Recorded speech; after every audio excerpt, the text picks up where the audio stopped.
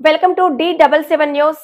నిజామాబాద్ జిల్లా రెంచల్ మండలం తాడ్బిలోలి గ్రామంలో భారత విప్లవ వీరుడు అజ్ఞాత సూర్యుడు కామ్రేడ్ రాయల సుభాష్ చంద్రబోస్ అలియాస్ రవణ్ణకు అఖిల భారత ఐక్య రైతు సంఘం గుమ్మల గంగాధర్, నడిపి నాగన్న, పార్వతి, రాజేశ్వర్ విప్లవ జోహార్లను అర్పించడం జరిగింది.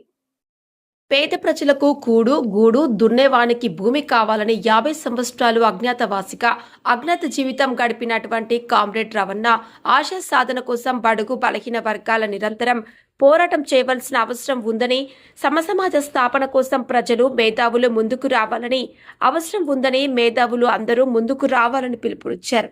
కార్యక్రమంలో బోధన్ డివిజన్ కార్యదర్శి సుల్తాన్ సాయిలు, ఏఐయుకేఎస్ ఎడపల్లి మండల నాయకులు శ్రీపతి మల్లేష్, కాశరవి, సుదర్శన్, హనుమన్లు, వైద్యనాథ్, రెంజన్ మండల అధ్యక్షులు మిద్దె పెద్దులు, కార్యదర్శి పసుల గోపాల్, సహాయ కార్యదర్శి సిద్ధపోషెట్టి, ఏఏపీకేఎంఎస్ ఉపాధ్యక్షులు ఎల్ గంగాధర్, మన్నెపోషెట్టి, జబ్బర్, ఎర్రన్న, అమీర్, సుదర్శన్ గౌడ్, శివాజీ, గంగాధర్, మీరా షాప్, మేకా సాయిలు, పోషెట్టితో పాటు తదితరులు పాల్గొన్నారు. ఈరోజు రెంజల్ మండలం తాడిపల్లి గ్రామంలో ఈ రవణ వర్ధంతి సభ జరుపుకుంటున్నాము.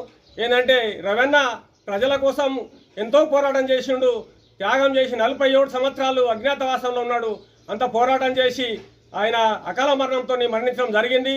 ఆయన భూమి కోసం, ముక్తి కోసం, పేదోళ్లకు భూములు లేని వాళ్ళకు భూములు పంచాలని, రేషన్ కార్డు లేని రేషన్ కార్డు కావాలని, రైతులకు గిట్టుబాటు ధరలు కావాలని, ప్రతి ఒక్క పంట రైతుల మీద కానీ, కార్మికుల మీద కానీ, ఇండ్లు లేని వాళ్ళకి ఇండ్లు కావాలని, ఇలా అన్నిటి మీద ఉద్యమం చేసి ఆయన అకాల మరణంతో మరణించింది. కాబట్టి ఆయన జ్ఞాపకాల కోసం ఇలా తాడిబెల్లి గ్రామంలో అఖిల భారత ఐక్య రైతు సంఘం తరఫున జరుపుకుంటున్నాం.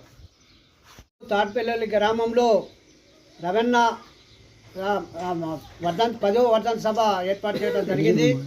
తను 50 సంవత్సరాలు అడవిలో ఉండి పేద ప్రజల కోసానికి, భూమి కోసానికి, ముక్తి కోసానికి తను సాయుధ పోరాటంలో పాల్గొనడం జరిగింది. తను 10 సంవత్సరాల క్రితము అకాల మరణము చెందడం జరిగింది.